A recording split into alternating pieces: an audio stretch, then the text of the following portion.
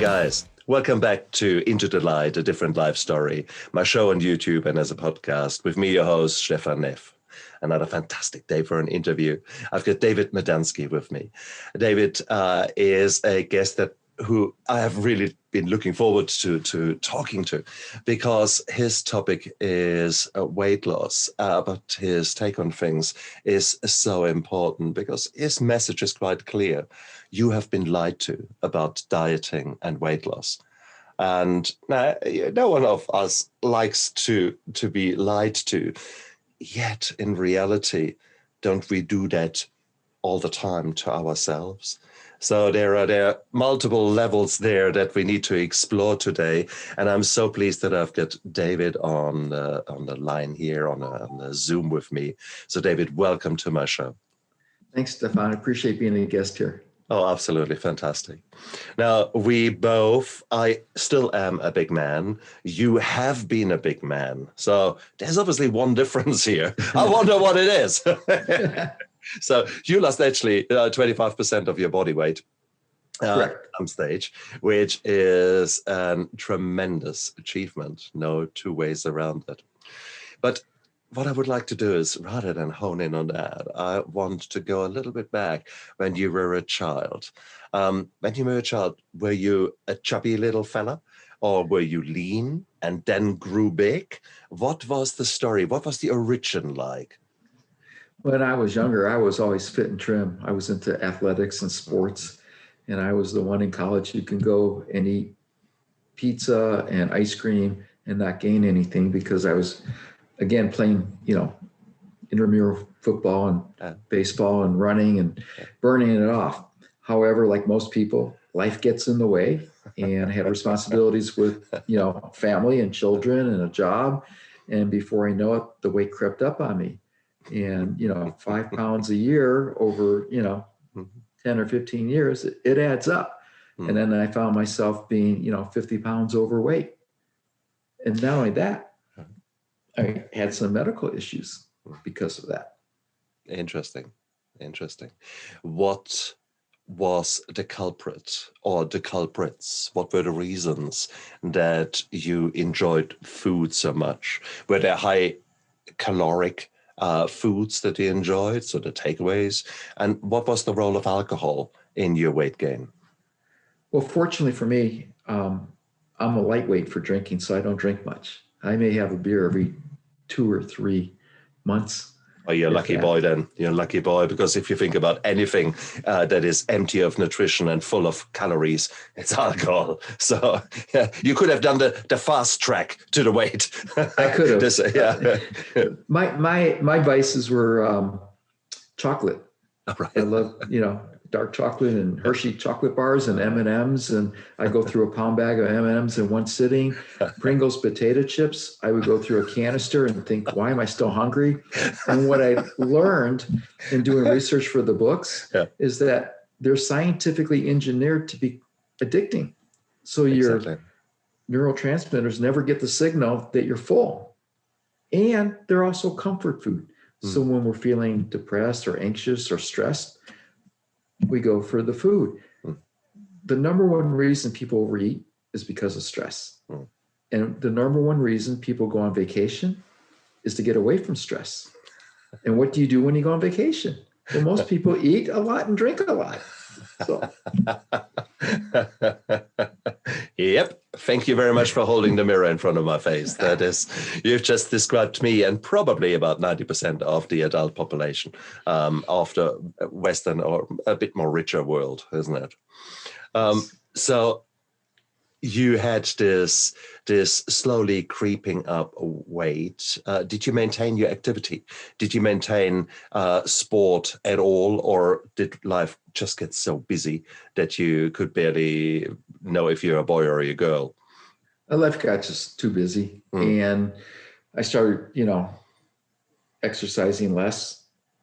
Started going through the fast food, the drive-thrus to McDonald's, the Jack in the Box. You get 2 for 1 meals, eating both of them because it's a bargain.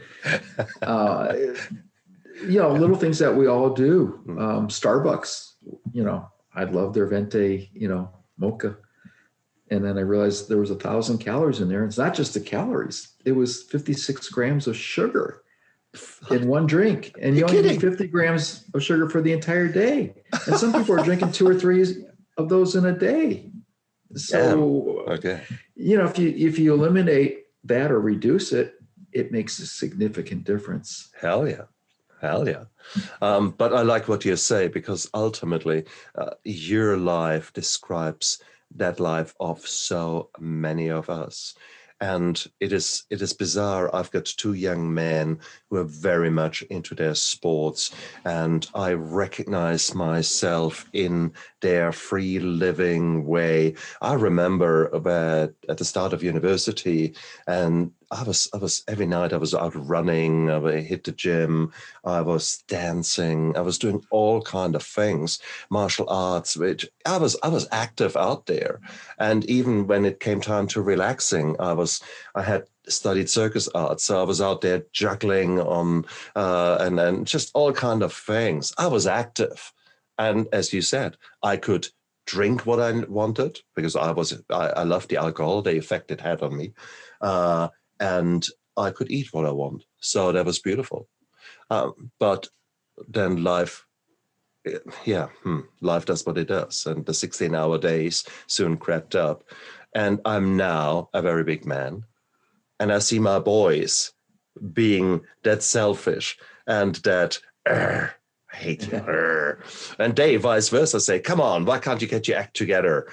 We can go to the gym all the time. And they do very little else. So you have to say, well, come on, boys, give you a break. But it's that change that is there and that so many of us get caught up in. So, well, there's a myth also. When you talk about the gym, people feel that they have to exercise to lose weight. And that's the furthest from the truth. 100% of weight loss is what you put into your mouth. Now, exercise is very important for fitness and overall health, but not when it comes to weight loss. Nice. And what happens is when people go to the gym, they'll go, say, 2-3 weeks, and they're doing everything they're supposed to. Yeah. However, the scale isn't moving, and they're getting frustrated. And the reason the scale isn't moving is because muscle and fat weigh the exact same. 5 pounds of fat is 5 pounds of muscle. However, the muscle takes up a lot less room than the fat. So I always ask people, how are your clothes fitting? And if they're loose, it's working. Don't rely on the scale. The scale is another lie to you, basically. And eventually, the weight will start coming off. However, people get disappointed that it hasn't reduced and they quit. And that's why so many people start a New Year's resolution to reduce weight or eat healthier and give up within the first 3 or 4 weeks. Which is a fact, isn't it? Yeah. But that is not necessarily for true only for weight loss. That unfortunately fits to every single New Year's resolution you can think about, from I will write a book this year to I will be fitter to I will be more focused on my relationship, and then life interferes. So exactly. I think the science of weight loss is essentially a science of not becoming distracted from the goals in your life, and you need to have a crystal clear vision of what you want.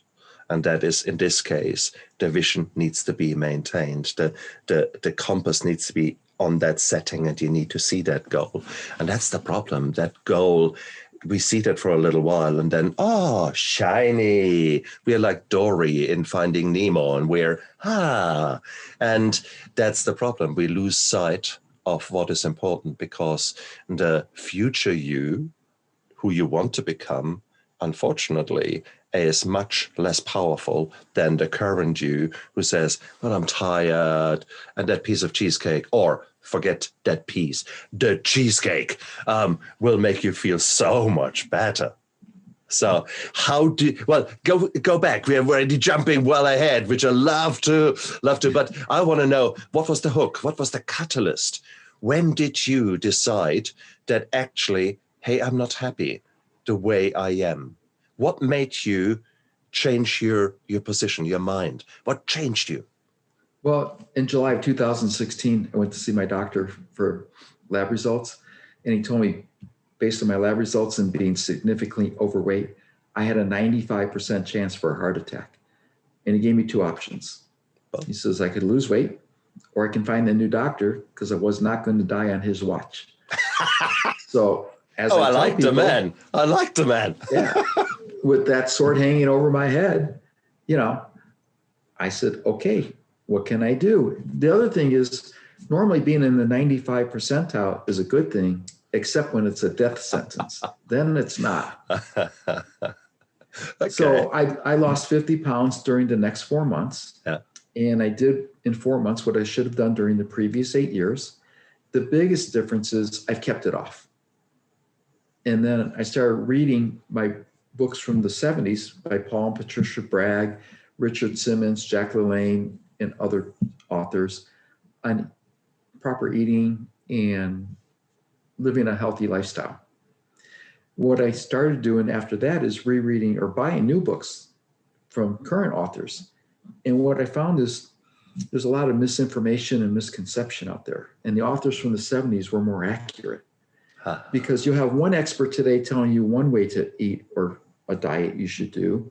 You'll have a second expert saying, no, you should do it this way, which is just the opposite. And then you'll have a third expert come and say, they're both wrong and you should do it his way. So with all that information out there on the internet and other sources, who or what do you believe and trust to act on?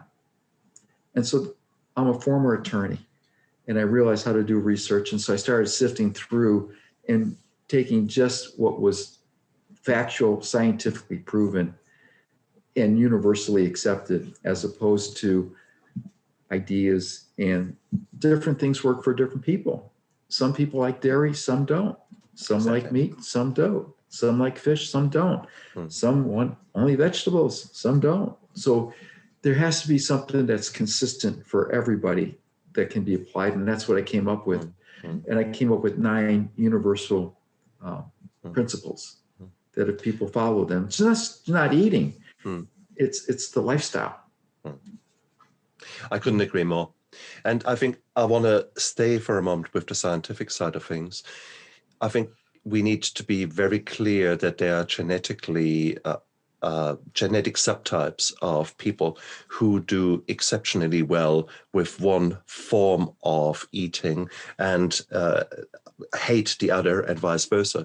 If you take an example of Eskimos or other indigenous people in cold climates, their food, their diet is high in fats, I mean, extremely high, but their genetic makeup and everything like that actually assures that this is the right thing for them. Other way around, there are people who do exceptionally well on grains and have very little fat, very little protein that doesn't come from plants in there. And equally, you might be part of that group. And I think that's quite important that one realizes that whatever at the moment the newest kind of diet there is, it may so not hold true for you that this is the right thing. It is more a lifestyle question. It is more figuring out actually what works for you. Give me exactly. Yeah, and give me an apple, and you would think, oh, that should be a nice nutritionist kind of thing. After an hour, I could murder whatever kind of food there is, because my body just doesn't work like that. Give me protein and a healthy mix. Let's say chicken with a salad or something like that. That and some fat with it. That certainly will keep me sustained for a significantly longer time than a carbohydrate meal. So stuff like that. So, there are many, many aspects there to it. So, and these are scientifically proven. So you need to accept that. So you can't just say, oh, that looks like a good diet, I would like to try that. Yeah, unlikely that works. And I don't like to use the word diet for various reasons, but one reason is diets tend to be temporary, extreme, hard to stick with, and potentially dangerous. Yep. So when people say, well, what is the best diet out there? Or what do you think is the best diet? I tell them none of them except for one. And that's the Mediterranean diet, which isn't really a diet. It's a lifestyle. It's a way of eating. And there's a big difference. Yeah. And I also tell people about the blue zones. I don't know if you're familiar with the blue zones. No, I am not. Dan Buettner wrote a book called The Blue Zones, and there's 5 areas around the world where people live to be 100 or older healthy. And there's a lot of similarities in their eating habits and lifestyles. Uh-huh. And so one of the things I found interesting is they only have 25 ingredients for all of their foods. Now, if you think about it, in the United States in the 1990s, the average grocery store had 15,000 different products that people could buy. Today, it's over 50,000, 50. Now, I don't know about you, Stefan, but I haven't heard about that many new nuts, fruits, berries, or vegetables being discovered in that time period. No, so that's rubbish. It's rubbish. Right. 80% of what you see in the supermarket is absolute rubbish. It shouldn't be called food. I mean, I call it edible products.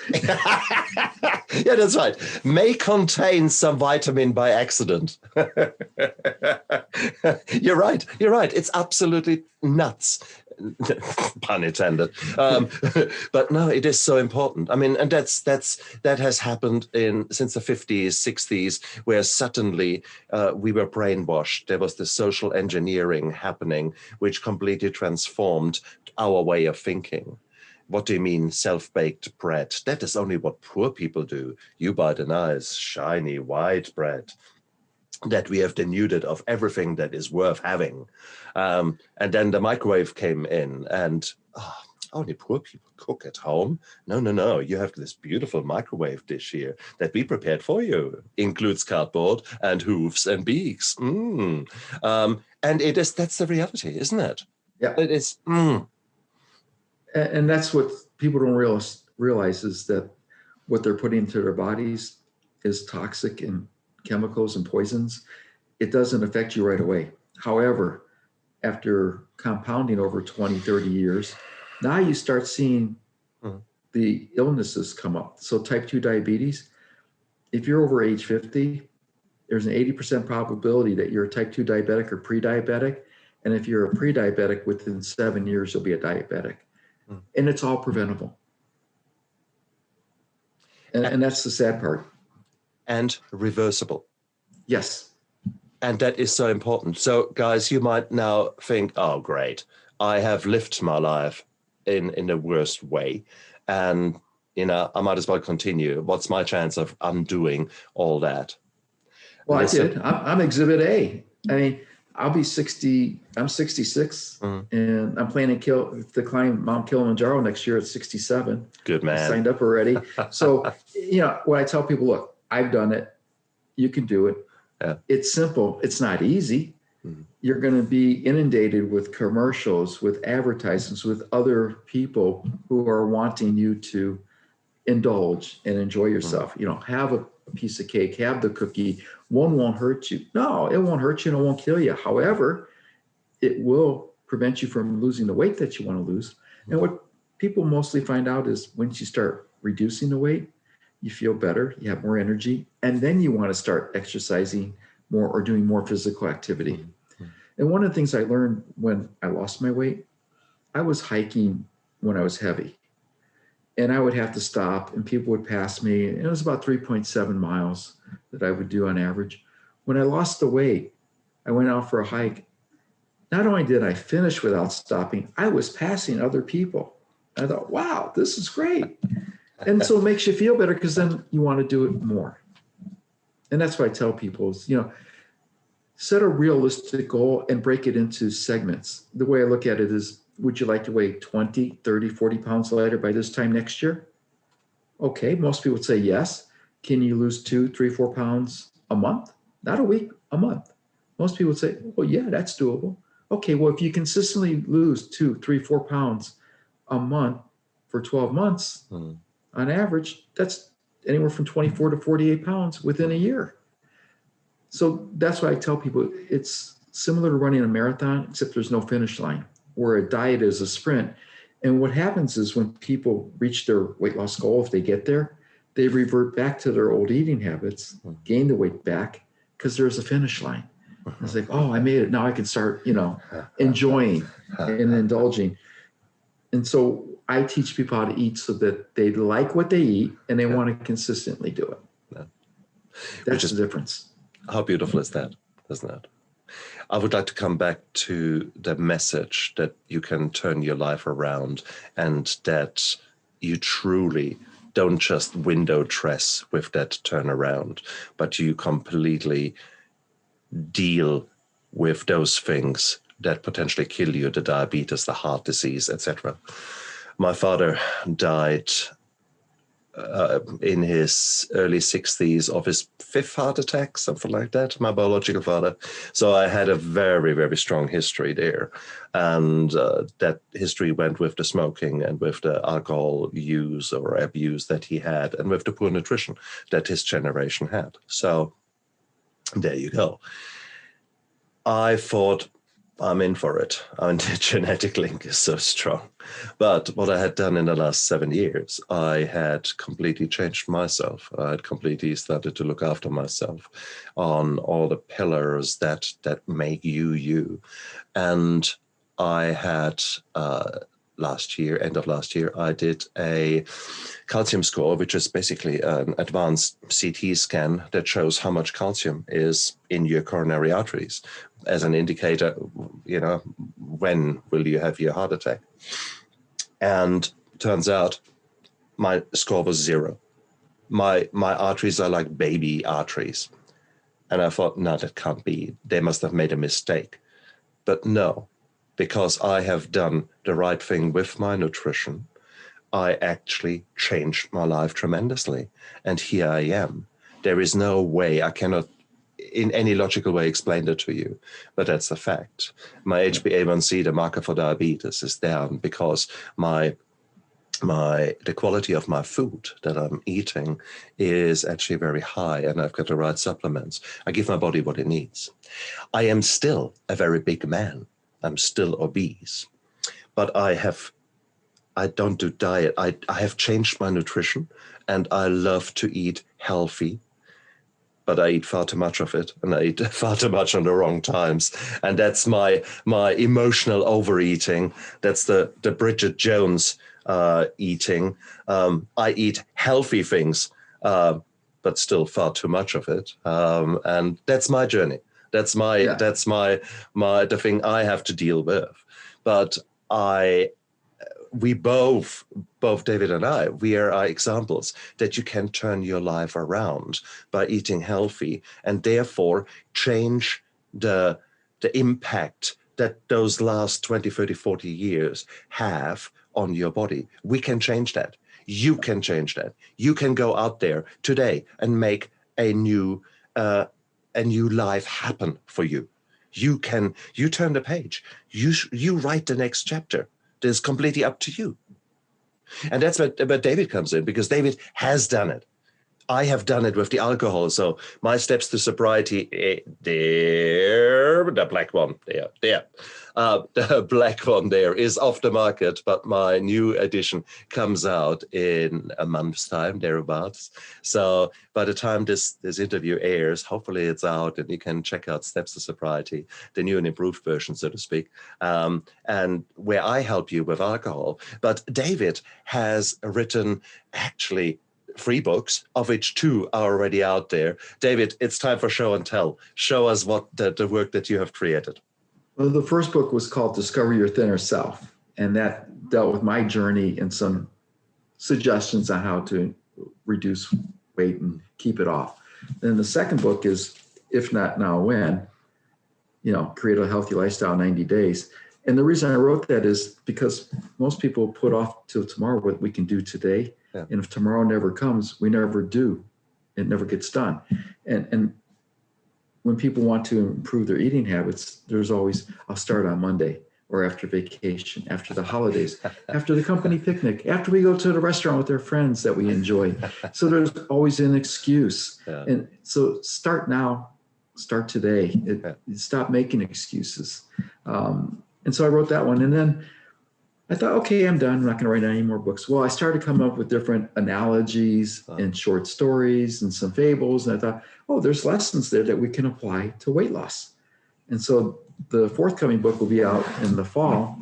It's called Break the Chain of Dieting. And it goes into why, you've been lied to for diets and how to, reduce weight. And so I'm real excited about that. And one thing I talk about in there is treat your body like a machine, like a thoroughbred racehorse. You want to give it the right fuel. One of the stories is I met a trainer in Las Vegas who had a racehorse, and he was telling me about how he gave it the right nutrition, the right, training for physical activity, socialization, ate the best foods, everything. And I'm looking at this guy, and he orders for lunch a hamburger with fries and a Diet Coke to wash it down. And he's extremely overweight. And I thought, you treat your horse so well, why aren't you taking care of yourself? I said, when was the last time you saw a doctor? And he says, oh, I haven't been to a doctor in years. I'm as healthy as a horse. Well, there's a reason people say healthy as a horse, because most of the horses are treated better. Most people give their pets better food than they give themselves. Ouch. It's true. So that's what I point out, little things like that. Just open our eyes, make us aware of what we're doing. Sometimes we're just, going blindly. Oh, you're so right. You're so right. I 100% subscribe to all your sentiments and statements there. It is a reality, guys. It is. How can it be that fries, potato fries, potato chips, we call them here. So the potatoes cut into stripes and that you put into hot oil, that we define it quite right. How can that have more than one or two ingredients? There should be a potato in there. That's number one. And maybe some salt or something like that. How can there be 17 ingredients when you look at some commercially bought potato fries? Well, they use hydrogenated oil, which is the worst stuff to clog your arteries. Exactly right. And so on, and so on. All these little things that you take for granted. Oh, they taste nice. That is really social engineering plus stuff that can kill you. Let's talk quite honest about it, and certainly in larger amounts. And guess what? You're eating them in larger amounts because the same shit is not just in the potato chips, potato fries, but it is also in many other 80-90% of the supermarket food that you buy. Anything that you don't recognize as something that has grown on a tree or in the ground, it's probably there are things in there that are not so clever for you. And it's processed or manufactured. Yeah. Right. And let's be quite clear here, because David, you have pointed it out. Many of these things are manufactured by people who have much more knowledge than you about how to get someone addicted. These are basically out there. These are the dealers out there. They're not different than someone who sells you a bit of hashish. By the way, it's laced with amphetamine, or it's laced with heroin or fentanyl in there, just to get you hooked. That's exactly what dealers do to get you hooked and give you the first one for free. Guess what happens in a supermarket? Guess what happens? Exactly. Samples out. Yeah. And the thing with our food is it's scientifically engineered to be addictive. They strive for what they call the bliss point, where they hit your optimization for fat, salt, sugar, and texture. And bliss point is a term coined by Howard Moskowitz.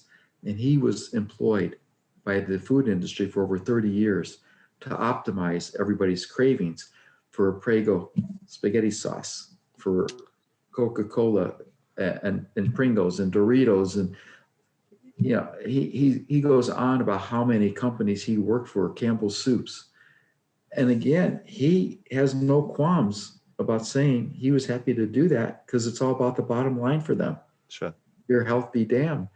One thing I'd like to get back to is about portions and how many our food sizes. Is a lot of people in the United States don't realize their portions have been supersized without them realizing it. And the reason I say that is in the 1900s, the average size dinner plate was 9 inches in diameter. Today, it's over 12 inches, and in restaurants, it's 13 to 15 inches. Yet in Europe, it's still 9 inches. So people are eating more because it's an optical illusion. if you put the same amount of food on a salad plate as a dinner plate, on a dinner plate, it will look like there's a lot less. On a salad plate, it'll look like there's a lot more. So they give you a dinner plate with more food, charge you more, and then you think you're getting a great value. So what I tell people is when you go to a restaurant, cut the portion in half, get a to-go box right away, eat half because that's the right size that you should be eating, and you get 2 meals for the price of one, so you're saving money. Oh, I like that. That's such a really nice way of looking at it. Well done. How do you measure portion sizes? Do you use your fist, or do you, how is there a convenient way that you say, well, that's about right? Pretty much I use the hand. The palm is for protein. A fist is for your vegetables. Your thumb is for the amount of fat and oil you should have. So if you look at it that way, it's real simple. Yeah. And I've reduced my portion sizes. The way to reduce portion sizes, use a salad plate. So it looks like you're getting more food. Nice. The other thing is eat slow. In today's world, we all eat fast. We're all distracted. I call it mindless eating. Watching TV, you'll eat a bag of chips without realizing it, or pretzels or candy or cookies, whatever's there. So if you eat slow and put your fork or spoon down between bites, you'll eat slower. And then it takes about 20 minutes for your brain to catch up with your stomach as to being full. And the other thing is drink more pure water. Because when you drink water, you feel more hydrated. And not soda or diet soda or fruit juices. Our bodies are 60 to 70% water. So why would you put in soda or diet soda? And when people say, well, diet soda has 0 calories. Yes, but it causes weight gain. Well, how does it cause weight gain if it's 0 calories? Well, it has aspartame. Well, so what? Well, aspartame has 92 known side effects, all negative. And one of them is weight gain. And people are like, well, how does that work? Well, what happens is the aspartame, number one, increases your craving for sweetness. So now you want to eat sweet stuff. And number two, it inhibits your body from absorbing vitamins, minerals, and nutrients. So your body goes in what we call starvation mode because you're starving it. You're not giving it the right fuel. And so now it wants to retain the fat and retain the weight because it's in survival. So that's the reason you should avoid a diet soda. You're better off drinking a regular soda with 100 calories than the diet soda. And the question water is the best thing. Yeah. Well, I was about to say, and it is just treat yourself. I make a point of using water, just normal water, tap water. I like it. I like some carbon dioxide in there, so some bubbles in there. Well, that's easy. We can do that at home with a soda stream of sorts. And if I like some taste in there, throw a slice of lemon in there, a slice of lime in there. And suddenly you have taken action, number one, because you made that, you focused on that, you cut up the lemon, you put it in there. You are actively doing something, which is great. Two, it's healthy. So there's this boost, this self-love that you show yourself, which is fantastic. And then there's the reassurance that you know exactly how much water is in there. So it's about 840 mils or whatever is in your container. You have made that. So now you can measure it and you do something. So there you are. By just simply doing that, I've done 3 good things for me that day. And how beautiful is that? And that's cool. Here's the beauty of this with the water. Because a lot of people say, oh, water is too boring. It's plain. It doesn't have any taste.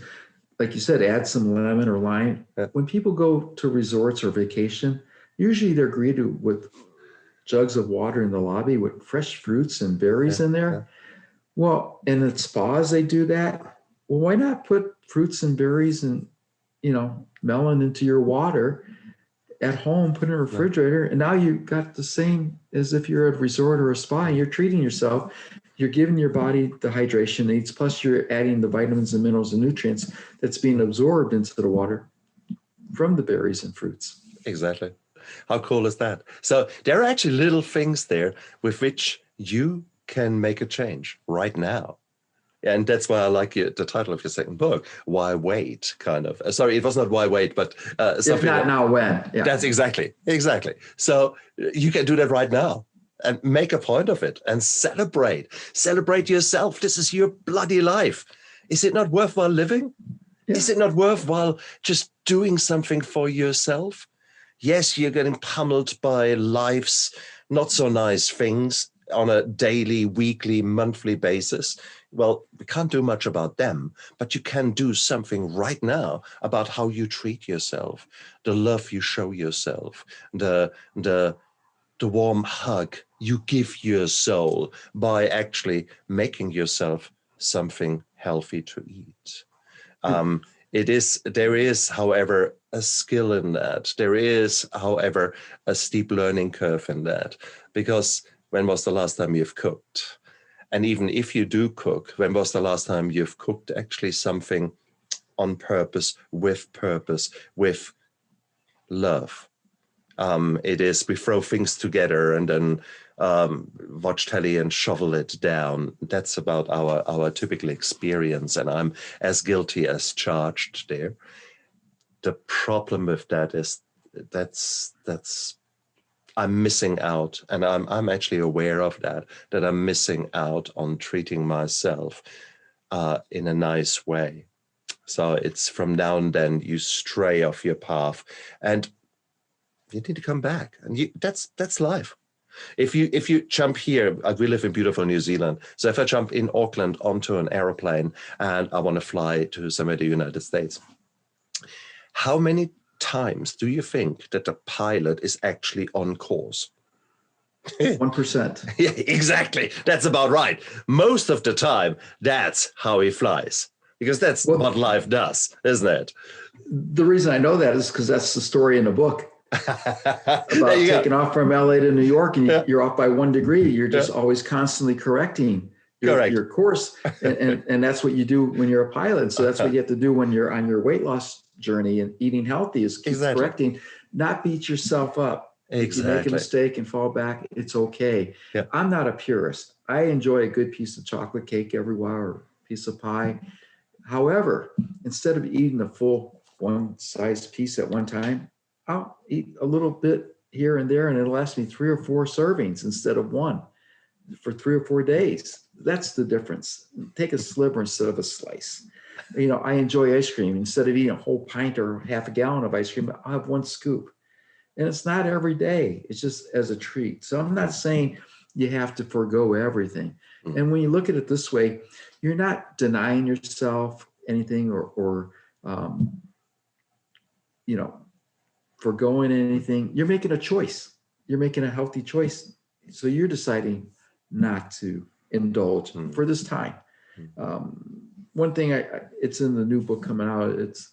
You'll like this. It's a story of a friend his name is Jim. He's an alcoholic, and he has a little prayer that he does every day. Today, I'm an alcoholic and I won't have a drink. I don't know what tomorrow will bring, but today I know I won't have a drink. And that's how it is with food. Today I'll eat healthy. I don't know what tomorrow will bring. I may have a slip up, but for today, this is what I'm going to do. And if you plan your meals ahead, either in the morning or the night before, and write it out and even tell somebody, then you're more likely to stay with what you're going to eat, because now you're already saying, this is what I'm going to do, as opposed to coming home from work, I'm tired. What's in the freezer I can throw in the microwave? Where can I stop to pick up a pizza or order takeout, or pick up a bucket of fried chicken or go through the drive-through? And so if you do little things like that, it makes a big difference. And that's what it is. It's just little changes that you can do on a consistent basis. And if you give it enough time, you'll see the results. The other thing there is our lives are busy. They will not suddenly change. Only because you want to change does not mean to say that life is not throwing you hurdles left and center. But there will be days when you have got time free. Maybe it is the weekend, or there's a day of work during the week. Who says that you can't actually put some good music on in the kitchen and start cooking batches of healthy food? so that you have got them in the right size portions in the freezer, so that you only need to take that out and put it in a microwave. So now you're not putting anything store-bought into the microwave, but something that you have created with love. You know the exact ingredients in there, and you know this is good shit. So now you can actually do that, and without guilt, have still the convenience of saying, oh, for Christ's sake, I can't cook now. I've just had a 16-hour day. Here you go. How about that? So that works well for me. Great. And there's little things, like you said, if you know what you're putting in your body, you know, and people say, well, it's expensive. You'll find out you'll save money by doing it that way. For example, I get pasture eggs, which is different than range-free eggs. And the pasture eggs are where the hens are able to forage for their food, eat the bugs and worms and grass, and they're outdoors. And they're anywhere from $5, $6, $7 for a dozen of eggs where I live. And people are like, well, that's expensive. I can get a dozen eggs that are not as good for $1.99. Well, if you look at it, it's only 50, 60 cents for an egg if you get the more expensive ones that are healthier and more nutritious for you. Yet people have no qualms going through McDonald's or Burger King or Wendy and order a breakfast sandwich for $3, $4, $5. Makes no sense to me. And if you want to prepare eggs ahead of time, you can hard boil them, peel them, put them in the refrigerator, and they're there for a couple of days. So like you said, if you're running late for breakfast, you grab a hard boiled egg, you're good to go. So little things. I love avocados. I just cut them and eat them right out of the shell. So, you know, hard boiled egg and an avocado, I'm good to go. Well, true. There you've got the protein, there you've got the fat, there you've got some fiber in there, and it's a superfood ultimately. And you guys might not like that particular combination, but there are other combinations, and that's where your journey begins. That's where you start to really explore yourself, just as much as you do in recovery after depression or after you've been diagnosed with anxiety, or any kind of these things. You start discovering the true you in there. And that's the same with food. You figure out foods that you actually like, and then I suggest you actually break them down into small steps and sort of say, well, what is in there? And you might soon find that paella, or the whatever your signature food was that you would order in a restaurant, it's actually not so difficult to prepare. And wow, suddenly you've learned something about that food and you can make it yourself, and you think, wow, that's cool. And then you suddenly learn, actually, do you really need that much sugar in there and that much cream in there and that much that in there? And you learn to substitute. And suddenly you have got an restaurant style, gorgeous food, but with half the calories and improved nutrition. And you think, damn, did I do that? How cool is that? So there is a skill, a learning curve there that is, again, it's very fulfilling, and it's just gorgeous. And now we have half the price probably too. Oh, hell yes, exactly. And then you learn how to go shopping. Then you actually see that white rice, yeah, okay. Brown rice is so much better, a much better glycemic index. And then you figure out, well, actually, wouldn't it be nice to actually have a bit of flavor when you make the rice? Well, you learn that the next time you make a roast chicken, you throw all the bones and the skin and everything in a pot, put water on it, and holy trinity of onions, carrots, celery in there, boil the shit out of it for 8 hours, 24 hours. There are your 8 liters of chicken stock. So next time you use the brown rice, put some chicken stock in there, put maybe some spices in there, maybe throw in some veggies, for goodness sake. Why not have some veggies boiling in the rice there as you go?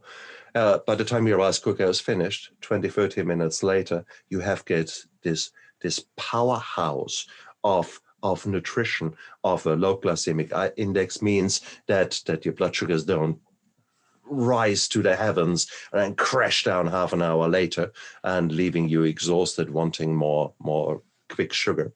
So that's the brown rice. Plus you've got the protein, the collagen in there, all kind of things. It's that easy to do. These are little tricks that you will learn on your journey. And these tricks are damn good. But these are all tricks that will come naturally. to you once you're on your journey, but you need the principles. And that's why David has written his books. And that's what I like about it. That is, he basically sets the compass for you. He gives you the skills and the principles with which to work. And armed with those principles, you can go onto this journey and start exploring. And this will be your unique own journey, because your body is unique. Your body has different requirements. But it is a beautiful journey, and you will learn so much about yourself. And the weight loss is nearly a side effect of what actually occurs, because you're starting to love yourself, you're starting to look after yourself, and you start treating yourself like the racehorse that you maybe deserve to be. How cool is that? Hey, you'll start to feel better. You'll have more energy, more vitality. Exactly. And again, the weight loss is secondary, because you're improving your overall health. And you touched on a little bit with the calories. It's not calories in and calories out. That is another myth. A Hershey bar has about 125 calories. A Coke has about 100 calories for an 8-ounce can. Well, that's 225 calories. You can eat a whole pint of blueberries and it'll be about 100 calories. Yet the blueberries have more fiber, more nutrition than Hershey and Coke would have empty calories and won't sustain your body. Sure.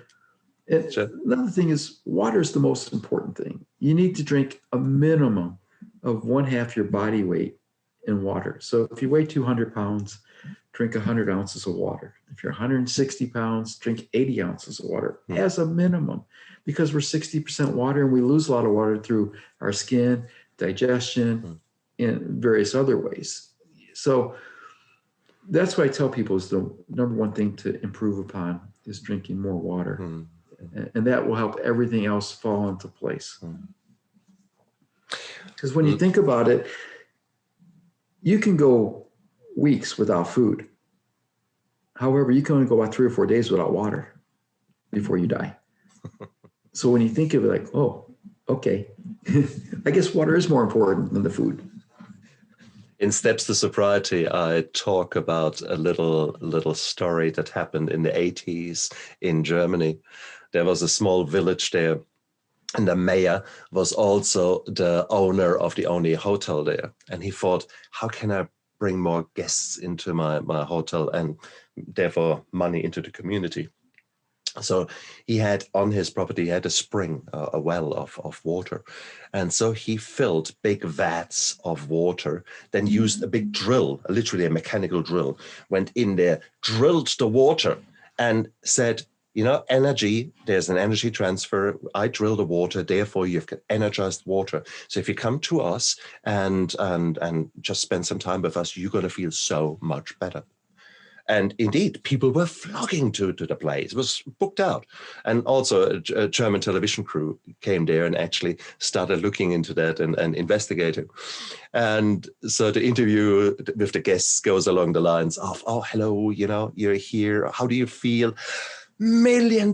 I feel wonderful. My goodness, this water is out of this world. And they said, oh, interesting. And what do you normally do and at home? Oh, I'm a secretary. And do you drink much water? No. But I drink about 12 cups of coffee and then some wine in the evening. And the next guy was an engineer, and same shit, basically coffee, wine, whatever, no water. Needless to say, the bloody drilling had zilch to do with it. But these people were suddenly feeling a million miles. But they felt wonderful because they actually drank 3 liters of water every day.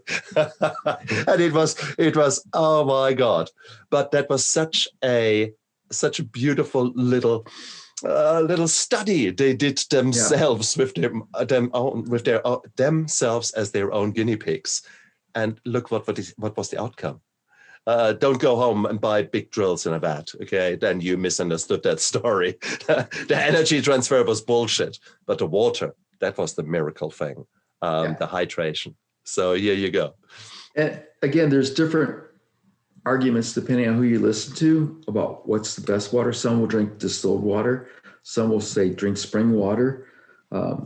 Some will say tap water is fine depending on where you live. Reverse osmosis water.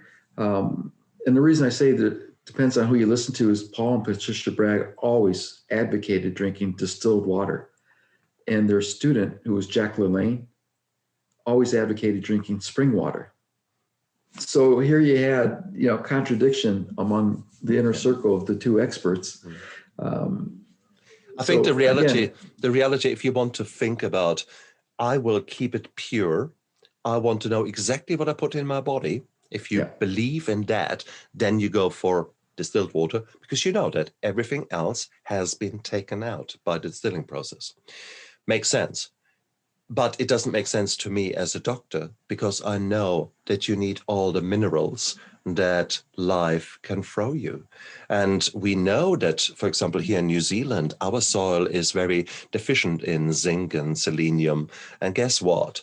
Zinc is virtually everyone here runs around with low zinc levels. And therefore, if you need to top them up to prevent diseases, to essentially fortify your immune system. Right. So there you are. So I personally am rather a man who says, come on, take everything that you can get. If we are in theater and I give you fluid, that fluid is not water. That fluid is water with the salts that you need. So we are mixing them in. So therefore, it doesn't make sense that I now drink stuff that has nothing in it. So, nah. But the point is, drink water. And if you have so much energy that you can focus on that minute difference between that and that, the water distilled or not, are you really focusing on the right thing? And who has the money? If you have got so much money to spend on distilled water or other fads, I want to call them, maybe refocus and use that money for something else. Maybe use that money that you would spend extra for the water and buy yourself some fresh produce. Or give it away to someone who needs it, or et cetera, et cetera. So maybe time to refocus a little bit on your discussions there. Yeah, and I tell people, whatever you prefer, that's your preference. As long as it's pure water. I don't care if it's spring water, distilled water, reverse osmosis, whatever you enjoy and you're going to drink, that's what's best for you. Indeed, Rod. And let's talk about fad. With fad diets, you know what fad stands for, don't you? Fat Ant Desperate. Ooh, nice one. So that's why I refer to them as fad diets, because they're fat and desperate diets. Is that something you made up, or is that something actually which came originally?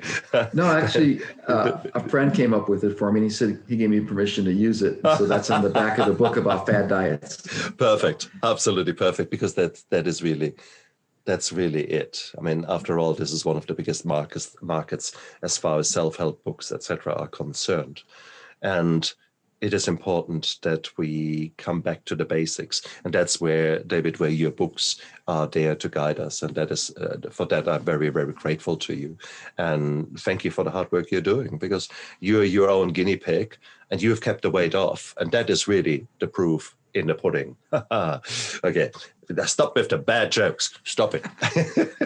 No, David, thank you so much for being on my show. You have highlighted a lot of really, really important principles, and you helped me see a little bit clearer, and you gave me quite a lot of tips. And I thought I knew it all, but I probably knew everything you said, but just the way you framed it made me suddenly realize, okay. So thank you. You gave me a lot of aha moments, and that's what life is all about.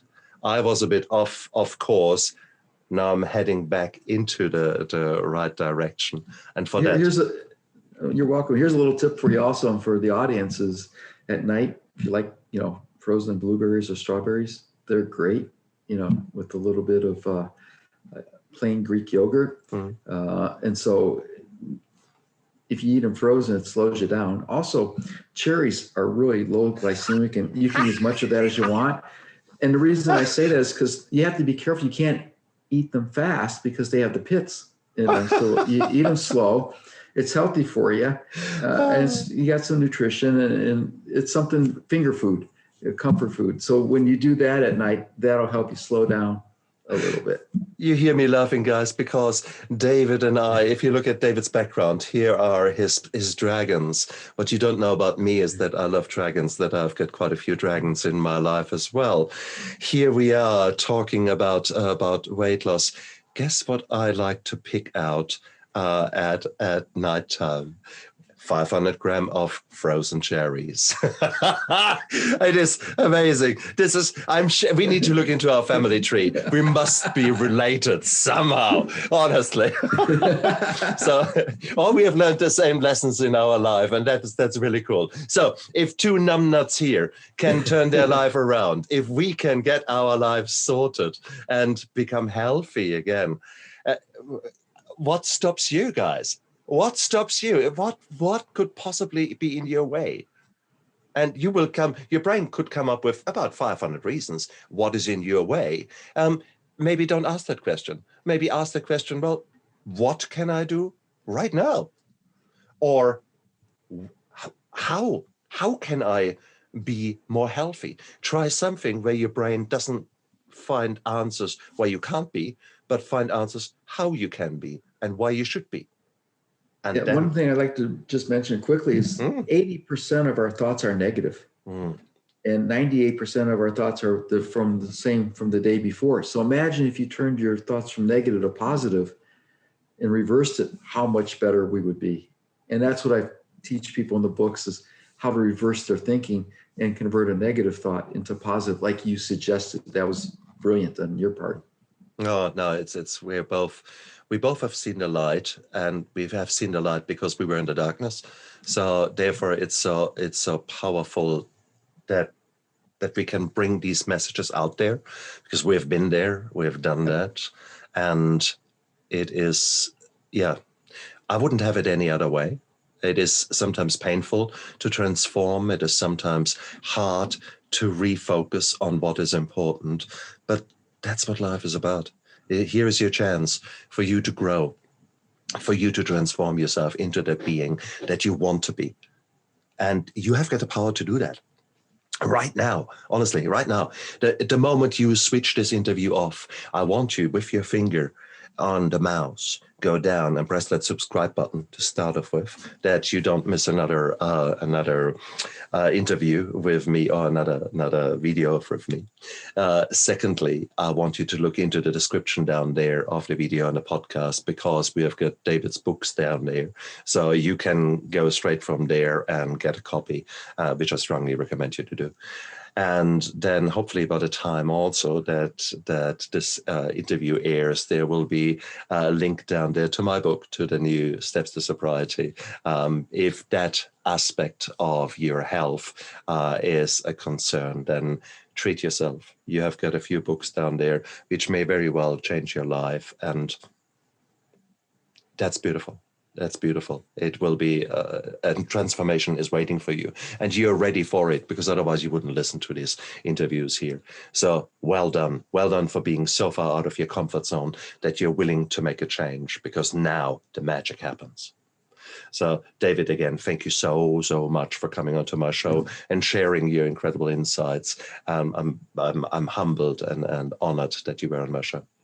Thank you, Stefan. I really appreciate it. Absolutely. And you guys out there, stay strong and look after yourself. Bye. Dream on, dream on.